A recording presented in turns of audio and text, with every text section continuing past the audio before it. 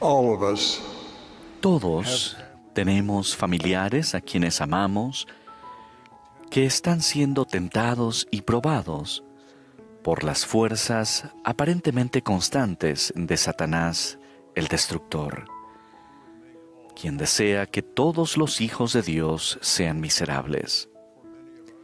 Muchos hemos pasado noches en vela. Hemos intentado rodear con todas las fuerzas del bien a las personas que están en riesgo.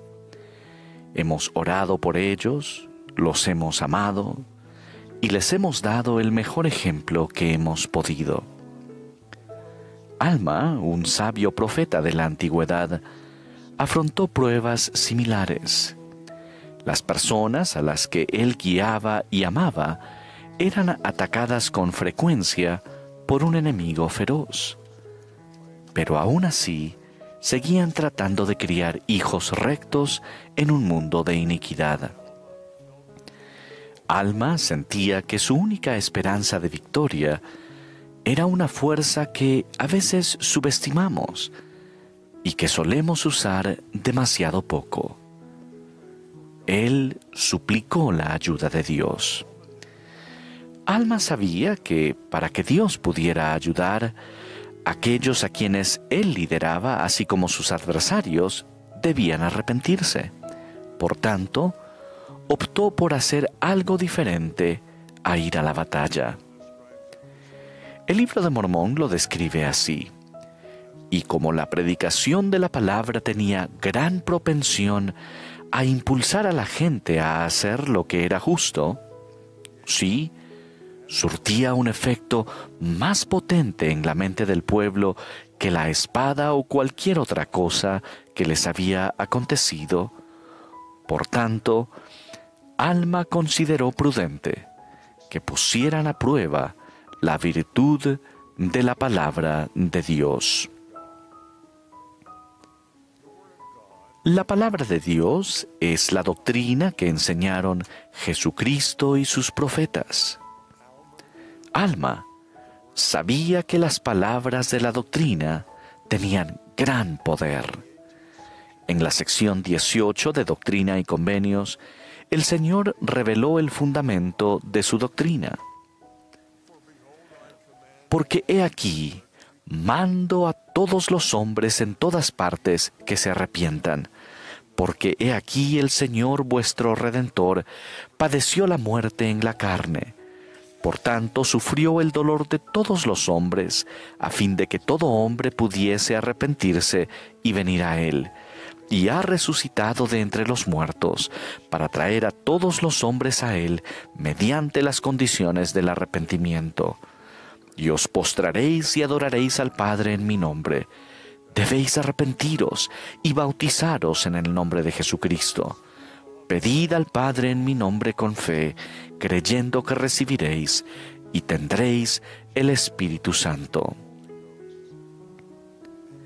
Y ahora, después de haber recibido esto, debéis guardar mis mandamientos en todas las cosas. Tomad sobre vosotros el nombre de Cristo y declarad la verdad con solemnidad. Y cuantos se arrepientan y se bauticen en mi nombre, el cual es Jesucristo, y perseveren hasta el fin, tales serán salvos. En esos pocos pasajes, el Salvador nos da el ejemplo perfecto de cómo debemos enseñar su doctrina. Esta doctrina es que la fe en el Señor Jesucristo, el arrepentimiento, el bautismo, el don del Espíritu Santo y el perseverar hasta el fin bendicen a todos los hijos de Dios. Al enseñar esos principios a nuestros seres queridos, el Espíritu Santo nos ayudará a conocer la verdad. Debido a que necesitamos los susurros del Espíritu Santo, debemos evitar la especulación o la interpretación personal que vaya más allá de enseñar la doctrina verdadera. Eso puede ser difícil de hacer cuando amas a la persona en la que estás tratando de influir. Puede que él o ella haya ignorado la doctrina que se les ha enseñado. Probar con algo nuevo o sensacional resulta tentador, pero el Espíritu Santo revelará el Espíritu de verdad solo si somos prudentes y cuidadosos de no ir más allá de enseñar la doctrina verdadera. Una de las formas más seguras de evitar incluso un mínimo acercamiento a la falsa doctrina es elegir enseñar con sencillez. Eso nos coloca en zona segura y perdemos poco. Enseñar con sencillez nos permite compartir la doctrina de salvación desde muy temprano, cuando los niños son inmunes a las tentaciones del impostor, que más tarde confrontarán, mucho antes de que las verdades que necesitan aprender sean ahogadas por el ruido de las redes sociales, los compañeros y sus propias luchas personales. Debemos aprovechar toda oportunidad de compartir las enseñanzas de Jesucristo con los niños. Esos momentos de enseñanza son preciosos y son muy pocos comparados con los esfuerzos incesantes de las fuerzas opositoras. Por cada hora que se usa para inculcar doctrina en la vida de un niño, hay incontables horas de oposición llenas de mensajes e imágenes que desafían o ignoran estas verdades salvadoras. Algunos de ustedes tal vez se pregunten si no sería mejor acercarse más a sus hijos por medio de la diversión simplemente. O quizás se pregunten si su hijo podría sentirse abrumado por sus enseñanzas. En vez de ello, deberíamos considerar, con tan poco tiempo y tan pocas oportunidades, ¿qué palabras de doctrina puedo compartir que los fortalezcan contra los inevitables desafíos a su fe? Las palabras que les compartan hoy podrían ser las que ellos se lleven consigo, y el día de hoy pasará pronto. Siempre he admirado la devoción que tenía mi bisabuela Mary Bomelli por compartir la doctrina de Jesucristo. Los misioneros enseñaron a su familia en Suiza cuando ella tenía 24 años. Después de ser bautizada, Mary deseó unirse a los santos en Estados Unidos, así que viajó de Suiza a Berlín y encontró trabajo con una mujer que la empleó para fabricar telas para la ropa de la familia. Mary vivía en un cuarto de servicio e instaló su telar en la sala de la casa. En ese entonces era ilegal en Berlín enseñar la doctrina de la Iglesia de Jesucristo de los Santos de los Últimos Días.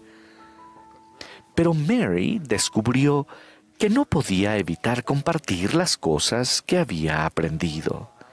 La señora de la casa y sus amigas se reunían alrededor del telar para escuchar lo que Mary enseñaba. Ella les hablaba de la aparición del Padre Celestial y Jesucristo a José Smith, de las visitas de ángeles y del Libro de Mormón. Con los relatos de Alma, les enseñó acerca de la doctrina de la resurrección. Ella testificó que las familias pueden ser reunidas nuevamente en el reino celestial.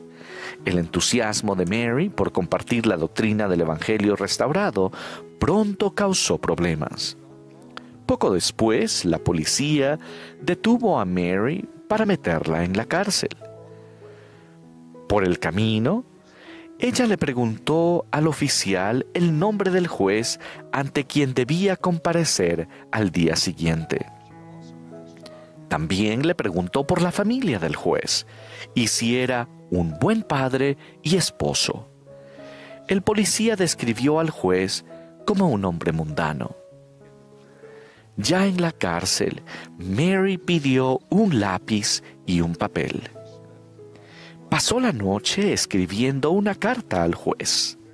dándole testimonio de la resurrección de Jesucristo, tal como se describe en el Libro de Mormón, analizando el mundo de los espíritus y explicándole el arrepentimiento. Ella sugirió que el juez necesitaría tiempo para reflexionar sobre su vida antes de comparecer en el juicio final. Le escribió que ella sabía que él tenía mucho de qué arrepentirse, lo cual entristecería profundamente a su familia y le traería gran pesar. Por la mañana, cuando terminó su carta, le pidió al policía que se la entregara al juez, y él accedió a hacerlo. Más tarde, el juez citó al policía a su despacho. La carta que Mary había escrito era evidencia irrefutable de que estaba enseñando la doctrina del Evangelio restaurado, y al hacerlo estaba quebrantando la ley. Sin embargo, un rato después, el policía regresó a la celda de Mary. Le dijo que habían retirado todos los cargos y que podía irse. Sus enseñanzas sobre la doctrina del Evangelio restaurado de Jesucristo habían provocado que fuera a la cárcel, y el declarar la doctrina del arrepentimiento al juez consiguió que la sacaran de allí. Las enseñanzas de Mary Bomeli no terminaron con su liberación. El registro de sus palabras transmitió la doctrina verdadera a través de las generaciones que aún no habían nacido. Su creencia de que incluso un nuevo converso podía enseñar la doctrina de Jesucristo aseguró que sus descendientes fueran fortalecidos en sus propias batallas, mientras hacemos todo lo posible por enseñar a quienes amamos sobre la doctrina de Jesucristo. Es posible que algunos aún así no respondan. Pueden surgir dudas en la mente de ustedes. Tal vez se pregunten si conocen la doctrina del Salvador lo suficiente como para enseñarla eficazmente. Y si ya han intentado enseñarla, es posible que se pregunten por qué los efectos positivos no son más visibles. No cedan ante esas dudas. Recurran a Dios en busca de ayuda. Sí, e implora a Dios todo tu sostén. Deja que los afectos de tu corazón se funden en el Señor para siempre. Y ahora quisiera que fueseis humildes, que fueseis sumisos y dóciles, fáciles de ser tratables, llenos de paciencia y longanimidad, siendo moderados en todas las cosas, siendo diligentes en guardar los mandamientos de Dios en todo momento, pidiendo las cosas que necesitéis, tanto espirituales como temporales, siempre dando gracias a Dios por las cosas que recibís. Si oran, si se dirigen a Dios, si le suplican para recibir la ayuda que necesitan para su ser querido, y si le agradecen no solo su ayuda, sino la paciencia y la mansedumbre que resultan de no recibir lo que desean de inmediato, o tal vez nunca, entonces les prometo que se acercarán más a Él.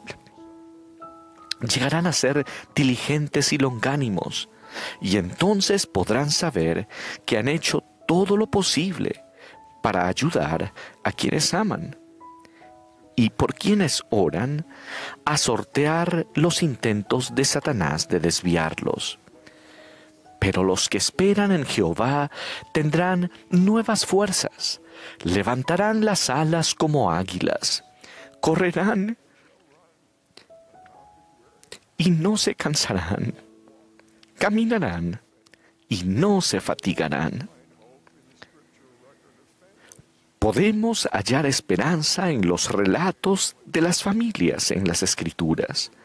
Leemos de personas que se apartaron de lo que se les había enseñado o que lucharon con Dios para obtener el perdón, como Alma e Hijo, los hijos de Mosía y Enós. En sus momentos de crisis, ellos recordaron las palabras de sus padres, las palabras de la doctrina de Jesucristo, y Él recordarlas los salvó. Las enseñanzas que impartan de esa doctrina sagrada se recordará. Doy testimonio de la sagrada obra de enseñar a los hijos del Padre Celestial la sencilla doctrina de Jesucristo, la cual nos permite ser limpios espiritualmente y ser finalmente recibidos en la presencia de Dios para vivir con Él y con su Hijo en gloria para siempre y en familias, en el nombre de Jesucristo. Amén.